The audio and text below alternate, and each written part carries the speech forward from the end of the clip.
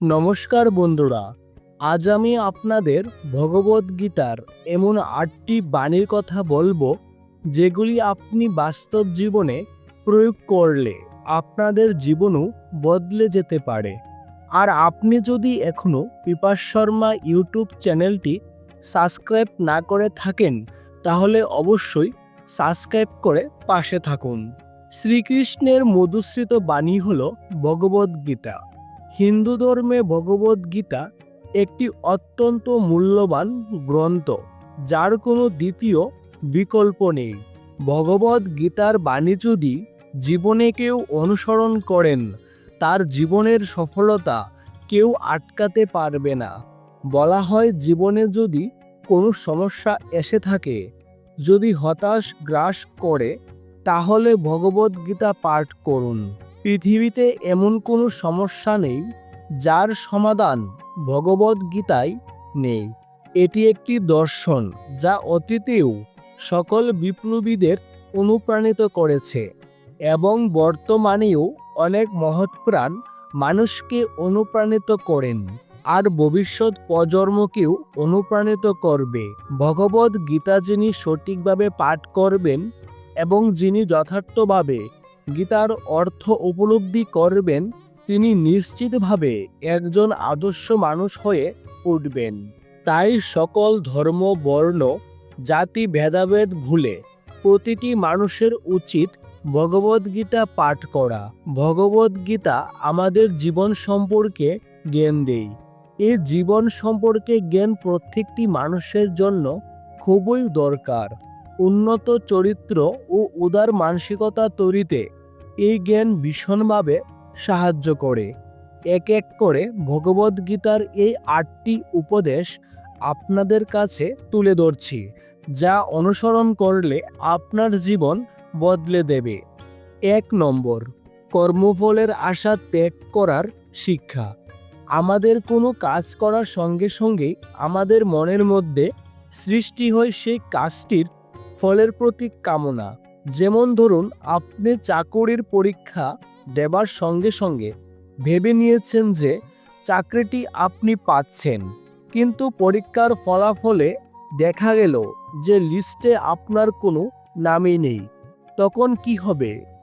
আপনার মন হতাশায় ভরে উঠবে এবং পরবর্তীতে চাকুরি দেওয়ার মতো মনের জোরও আপনি পাবেন না। তাই ভগবদ্গীতা বলে, কর্মফলের আশা ত্যাগ করে কর্ম করে যাওয়া উচিত। কারণ কর্মের ফল আমাদের হাতে থাকে না, একমাত্র কর্মই আমাদের হাতে থাকে। তাই কর্মফলকে আমরা নিয়ন্ত্রণ করতে পারি না।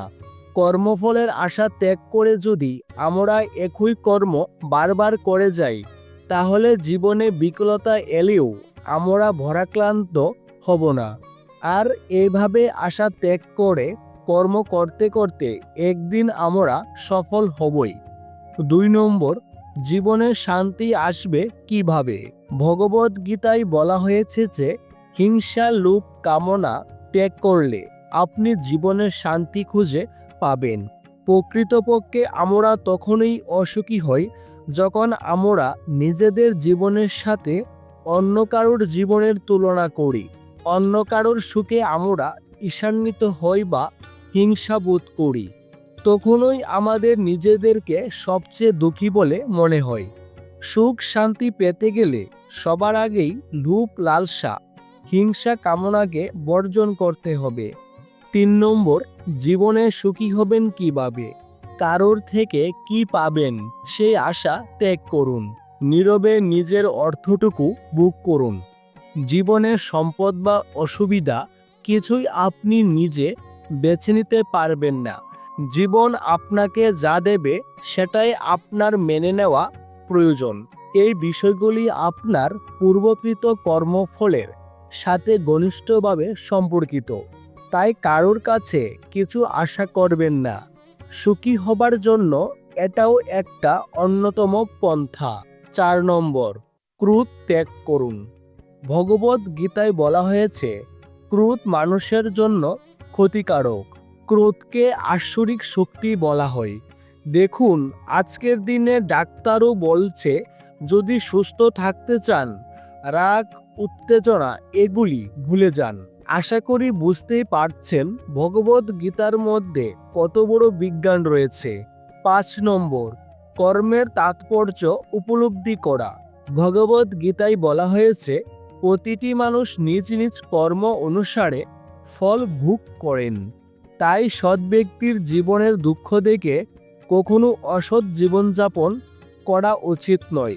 মনে রাখবেন, সৎ জীবনযাপন করাটাই হলো সুখ শান্তি।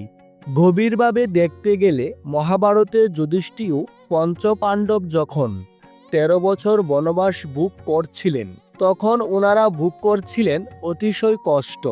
তখন কৌরবরা শত পাপ করার সত্ত্বেও রাজ্যের মধ্যে ভোগবিলাসে মত্ত ছিলেন। কিন্তু ভেবে দেখুন, তাদের মনে শান্তি ছিল না, সুখও ছিল না। দ্রৌপদীর অভিশাপ, পঞ্চপাণ্ডবের করা প্রতিজ্ঞা তাদের মধ্যে ভয়ের সঞ্চার করেছিল। আবার কুরুক্ষেত্রের যুদ্ধের শেষে এই পাপের জন্যই কৌরবরা নির্বংশ হয়ে গেল। তাই বলা হয়, ভগবানের বিচার দেরিতে হয় ঠিকই, কিন্তু আদুরতে যথার্থই হয়। 6 নম্বর, সবকিছুই পূর্ব নির্ধারিত। ভগবদ গীতায় বলা হয়েছে যা কিছু হচ্ছে সবকিছুই পূর্ব নির্ধারিত। বলা হয় যে পরমেশ্বর ভগবানের ইচ্ছা ছাড়া গাছের একটি পাতাও নাড়াচাড়া করে না। তাই যা হচ্ছে সবকিছুই মঙ্গলময়। হয়তো আপনি তার খারাপ প্রভাবটি দেখছেন, মঙ্গলময় প্রভাবটি এখনো দেখতে পাচ্ছেন না। কিন্তু একটা দীর্ঘ সময় যাওয়ার পর একটা খারাপ ঘটনার মধ্যে দিয়েও আপনি ভালো প্রভাব দেখতে পাবেন। যেমন ধরুন, আপনার কোনো বন্ধু আপনার সাথে বিশ্বাসঘাতকতা করলো। আপনি ভাবলেন এটি আপনার সাথে খুব খারাপ হলো, কিন্তু ভেবে দেখুন যে বন্ধুটির দ্বারা আপনার সাথে কটু ক্ষতি হলো, ভবিষ্যতে সে বন্ধুটি আপনার আরও বড় ক্ষতি করতে পারত। তার আগে ঈশ্বর আপনাকে সচেতন করে দিল আপনি যা অনির্দিষ্ট ভাবছেন তা আসলে আপনার মঙ্গলের জন্যই। 7 নম্বর, অন্যায়ের বিরুদ্ধে প্রতিবাদ করা। ভগবদ্গীতায় বলা হয়েছে যে অন্যায় দেখতে পেলে অবশ্যই প্রতিবাদ করতে হবে, অন্যায়ের বিরুদ্ধে গর্জে উঠতে হবে।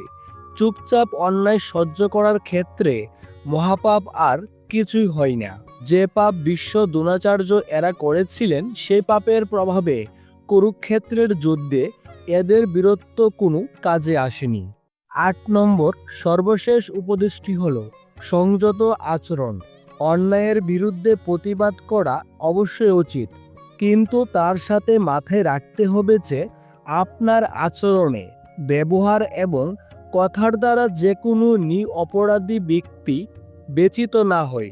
গীতায় বলা আছে বিনয় এবং অহিংসা মানুষের ধর্ম, কিন্তু অন্যায় দেখলে তা মুখ বুজে কখনো সহ্য করা উচিত নয়। ভগবদ গীতার মধ্যে আমাদের সকল রকম মঙ্গলময় ইতিবাচক জিনিসটি খোঁজার কথা বলে থাকে।